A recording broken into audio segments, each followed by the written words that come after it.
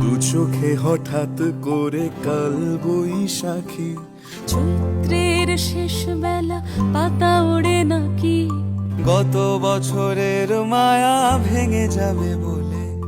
রাজপথ ভেসে গেছে অচেনা কাজলে, দু চোখে হঠাৎ করে কাল বৈশাখী, চৈত্রের শেষ বেলা পাতা ওড়ে নাকি, গত বছরের মায়া ভেঙে যাবে।